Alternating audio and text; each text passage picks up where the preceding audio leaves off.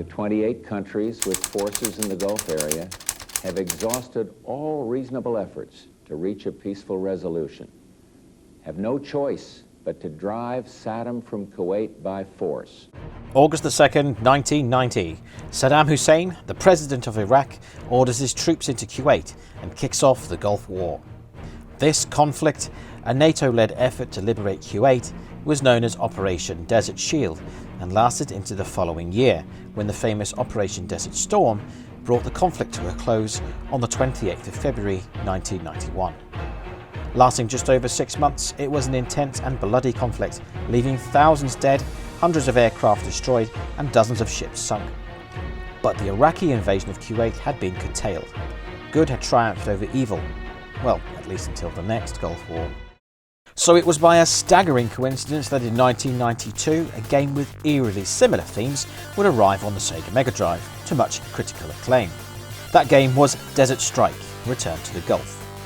In Desert Strike, an unnamed fictional Gulf state is invaded by a power-hungry dictator who sets about building a chemical and nuclear arsenal and seemingly hell-bent on world domination. The United States sends in a single Apache attack helicopter to undo his plans. The pilot of this helicopter is of course you, aided by your co-pilot and gunner. There are 4 distinct missions for you to complete, each broken down into smaller objectives. Your first mission is to cripple the enemy's air capabilities by destroying radar sites and air bases.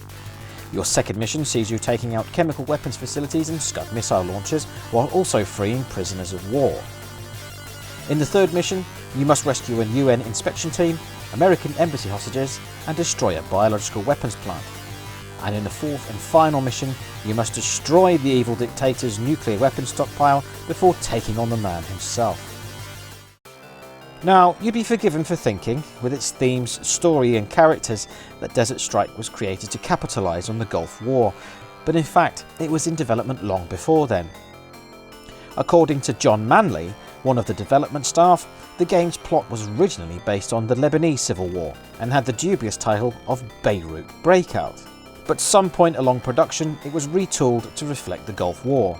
And so of course that invited some criticism in the media for profiteering from a real-life conflict. And don't forget, the 1990s was the decade that saw the beginning of the moral panic over video games. But regardless, it proved to be a runaway success, spawning a series of sequels and cementing Electronic Arts' reputation for top-quality games for years to come. You and your co-pilot are shoved onto an Apache helicopter and launched off of the back of a frigate to go save the world. Your commander recommends that you complete each objective in the given order, but once you're airborne, you can play it however you bloody well please. Some objectives won't be clear until you've completed something else first, such as retrieving a secret agent to find out the location of the next target. But for the most part, it's about as open world as a 16-bit game was ever going to get. It's also one of the more realistic games to depict combat on the Mega Drive. It's not all balls-to-the-wall combat action. Instead, there's a lot of flying across a hostile desert, anticipating an attack that may come to you at any moment. When you do come under fire, it's often tense, explosive and brief, much like real combat. Also, you've got to keep an eye on things like your fuel. Run out of gas and you lose a life. Your chopper is equipped with a seemingly endless cannon, 38 Hydra rockets and 8 more powerful Hellfire missiles. Ammunition in the desert is in short supply, so tactics are the key. Choose your targets wisely.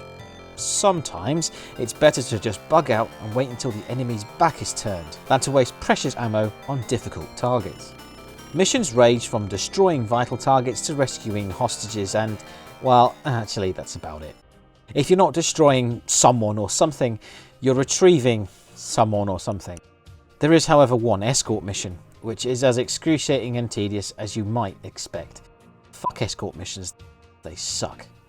There are also some extra side missions that are totally optional, but worthwhile. For instance, finding missing in action soldiers and pilots can bring you not only plenty of points, but unlocks better skilled co-pilots whose skills on the winch and the trigger can be a great help to you in later missions. Success in missions, by the way, is not always pass or fail. Sure, you can successfully complete an objective such as destroying all the Scud launchers, but if any of those missiles manage to launch before you blow them up, you will lose points at the end. This is the source of much of the tension in the game.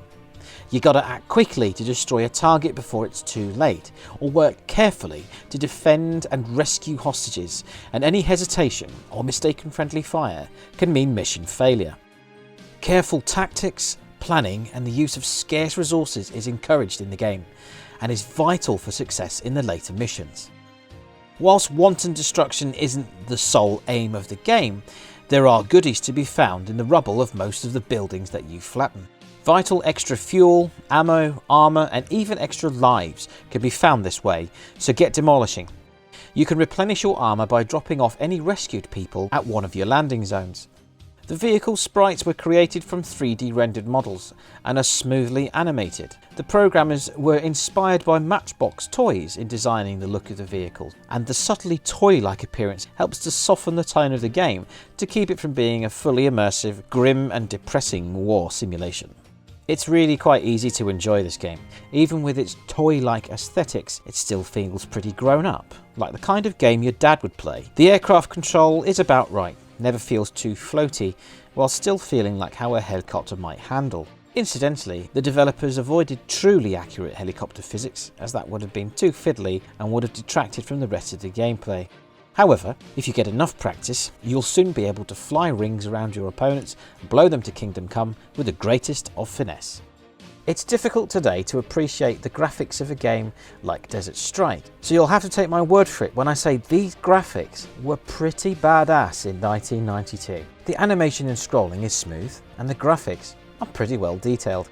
Desert Strike straddles quite well the line between all-out super realistic flight combat simulator and stupid brainless shoot 'em up. Although the missions centre either on destroying a thing or rescuing people from a thing, they are organic to the developing plot. Yes, there is a plot, believe it or not, wafer thin though it is, and there's variation enough to keep you invested in the unravelling story. Despite the contemporary war setting, which would have evoked a lot of negative associations at the time, it still has a sense of fun. The cutscenes of the villain Kilbaba in his lair, abusing his loyal second-in-command, are kind of cliched and silly, as if they're a parody of the evil dictator tropes seen so often in games and films. There are some other funny touches in the action, such as here, these oil pipes inexplicably knotting up after being destroyed for some reason. And there's a blink and you'll miss it moment where the US president's dog cocks his leg. As I said before, the combat is intense and fierce, and while that's a fairly accurate depiction of real combat, sometimes it just gets a bit too tough. In the later missions, some enemies are powerful enough to smash you in just a few shots, and you'll have no time to get clear before ending up in a mangled heap on the sand. So when it gets really hairy, you're liable to lose lives rapidly. There's also some inconsistency with scale where some of the scenery is concerned. Some buildings and rocks look smaller than they should be, and combined with slightly shonky hit detection, this leads to you running into them when you think you're flying over them. There's no way to control your altitude to avoid obstacles either. I presume it was probably because it was too fiddly to put into the control scheme. I also found some aspects of the character behaviour a bit irksome too. Picking people up can be a pain in the arse. Like, I get it, if you're trying to capture an enemy nuclear scientist, yeah, I can understand that he's trying his best to get away from you. But hostages, prisoners and other friendlies who want to get on your chopper are often taken to just running off, into danger, or standing in awkward spots. It gets particularly unwelcome when you're also taking enemy fire at the time. Being a Mega Drive game, it kind of goes without saying that the music is bloody awful. I mean, yeah, it's got the obligatory 90s guitar rock soundtrack, and the Mega Drive sound chip chews up and spits out Rob Hubbard's otherwise perfectly serviceable music. Thankfully, it's not played during the actual missions, which is a bloody relief. Desert Strike saw a plethora of ports to other systems, from the Atari Lynx, Don't Bother It's Shit, to the SNES, Game Boy, and even the Sega Master System. Give that one a look, it's actually pretty well done. And there was of course the inevitable Desert Strike Advance, but that's basically the SNES port on a handheld. My original experience, however, was on the Amiga, where it plays a little slower, but had some enhanced sounds and cutscenes. If you don't already own this game, should you get it?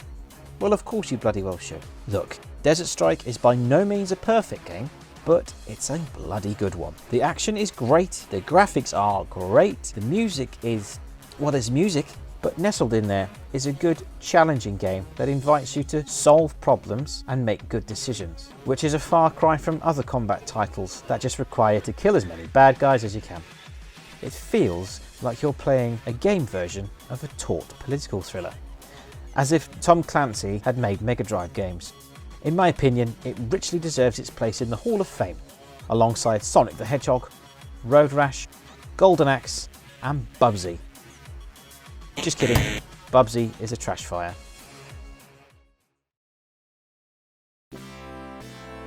Thanks for watching. If you enjoyed this video, please hit the like button and subscribe for more videos. To hear more about the Strike series, head on over to Budget Nostalgia for a great video about the follow-up, Jungle Strike. And over on Press Start Gaming, the follow-up to the follow-up, Urban Strike, gets an in-depth look. Links in the description below. Thanks again for watching, and I'll see you the next time on Retro Respawn.